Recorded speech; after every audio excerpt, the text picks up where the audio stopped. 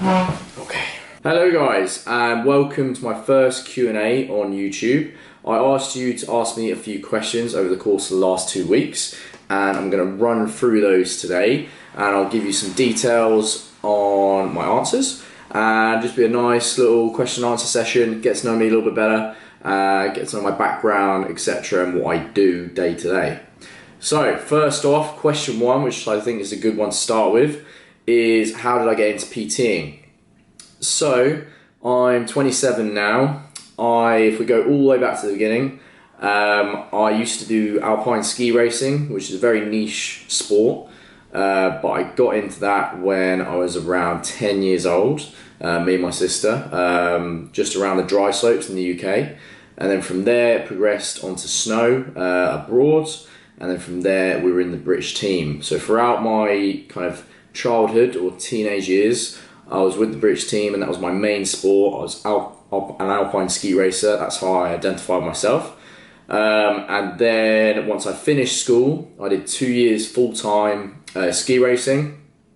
And when I got to the 2 years, I then decided I wanted to go to university. So I stopped skiing and went to Loughborough. I went to the college, if any of you know. But either way, went to Loughborough. I did sports science, so I did 3 years at Loughborough, which was wicked. I absolutely loved it.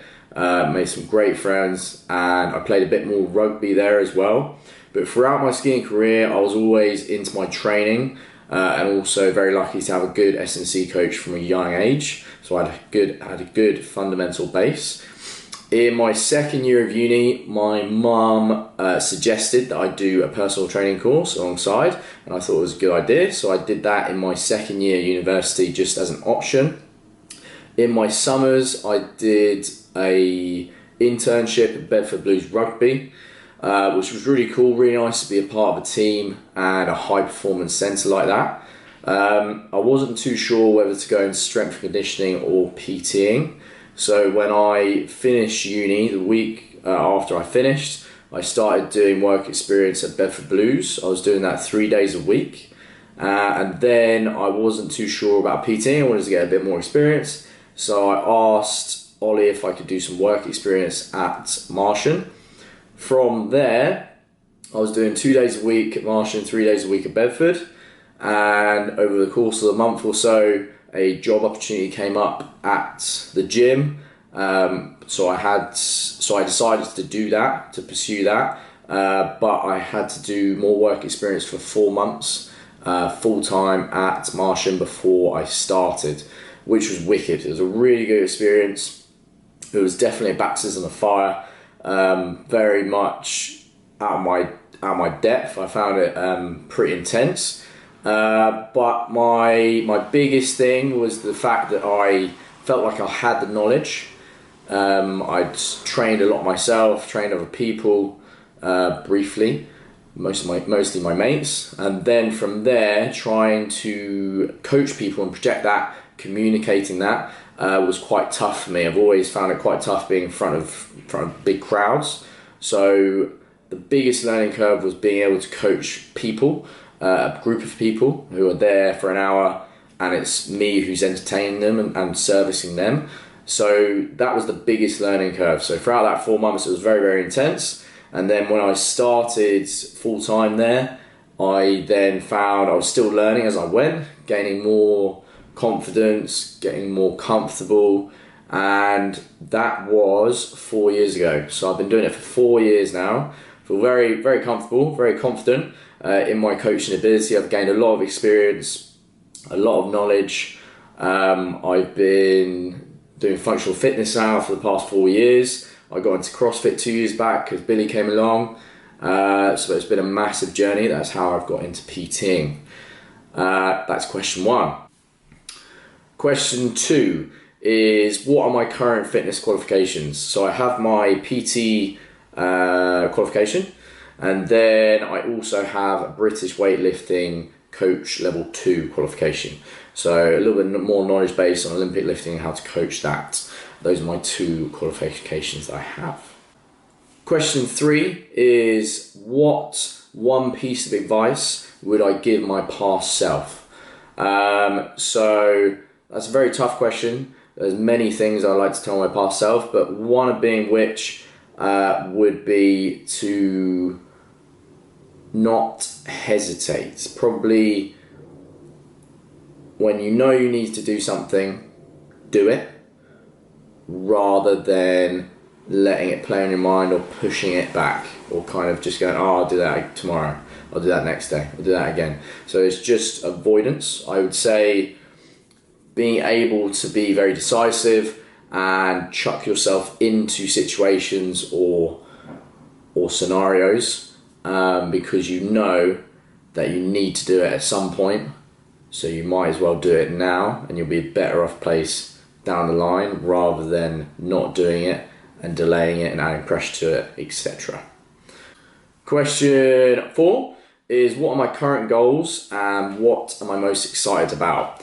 So my current goals within being a coach is to keep pushing my development, keep learning, and then being an athlete, I'd like to at some point try and make it to the semi-finals of the CrossFit Open. That'd be a wicked goal of mine. Realistically, it's probably going to be a few years in the making, but I do love the sport. I love trying to develop myself and push my limits as well as improve my weaknesses. So that is one of my main goals. Also more kind of present time. I've got a few competitions coming up throughout the year. I've got to rep it out, potentially with Billy. So that should be cool later on in the year. As well as that, I want to try and beat where I got to in the CrossFit Open next year as well. And then I'm sure there'll be some more goals going forward. Question 5 is, what would I say I'm better at, strength or fitness? I'd say I'm pretty all round. I think if you had strip it all back, it's probably strength. I would back myself in my foundations of strength, with especially the conventional lifts of deadlift, squat, bench is all right.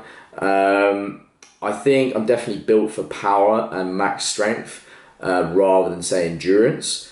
But I'd say my base is okay as well. Fitness wise, I used to do running. I used to be an 800 meter runner, would you believe? So my actual cardio or aerobic base is fairly solid from there on, but I did put on a lot of mass since then. So I think all in all, if I had to weigh it up, it would be strength. Question number 6, I think, is how would I deal with injury that prevents training? Luckily, I haven't had many major injuries that have prevented me from training, but I would say if I was in their shoes, I would try and train around it as much as I can, try and improve on anything and everything that I can do without obviously affecting the injury. I try and stay positive as well. Most of the time, you normally come out stronger than you did before. Try and use the time wisely, be productive in what you can instead of moping on it, and smash out your rehab as much as possible. Try and make sure you're in a better position when you finish that rehab rather than when you went into it or before your injury. Question number 7 is, my rest day nutrition, does it change? This is a very good question. My nutrition doesn't really change. Potentially like a pre-workout snack might change. My rest day is normally on a weekend, so my nutrition is slightly different during the week. I may go out for some food. I would say that you don't necessarily need to cut back on calories at all, especially with the volume of training that I have. I need to almost refuel ready for the next week of training. So my nutrition actually stays the same. In terms of my schedule, I try and chill out as much as I can. I'm quite fatigued by the end of the week, so it's nice just to chillax, go with the flow, be a bit spontaneous, go out some food, relax and reset a bit so I'm ready to go going into the next week. And my final question is, how did I get into CrossFit? So Billy came to the gym about 3 years back, and he had a CrossFit background. And I saw him actually doing some muscle ups, and he beat me in a toaster bar workout, which really annoyed me actually. So at the time I couldn't do kipping toaster bar. He smashed me out in this one WOD. I then said to Bill, could you teach me how to do those? So every Sunday since then, not every Sunday, but for about a month or so, or 2 months, we had gymnastic Sundays. So Bill was teaching me how to do toes to bar, beat swings, pull-ups, muscle-ups, everything under the sun. So that was a really valuable time, and it was good fun as well. And from there, I was kind of hooked. I wanted to make sure that I was well-rounded. I found I was really bad at most things, so I wanted to get better at those. And from there, I wanted to pursue the sport. I knew I was fit and strong in general, but with some of the skill complexities that CrossFit has, I couldn't quite angle that or direct that in the right way. So I wanted to basically iron out all my weaknesses, make sure I could express my strengths in all capacities within CrossFit. So from there, I've been doing it for the last maybe 2.5 years now. It's quite nice to see where I've come from. So going forward, I want to keep going, keep ironing out those weaknesses. Also seeing where I can take it. Like I said previously, I'd like to try and go to the semi-finals at some point and keep pushing my capacity. The last question is, what is my mindset with training and my life? It's a very broad question, but I would say in a nutshell, my mindset towards training is very much the same as what I try and have towards my life. Training is a chance to develop. It's also a chance to get into an uncomfortable situation that you might not want to be in. And it's also satisfying when you finish a session and you know you push yourself beyond that limit that you thought you currently had.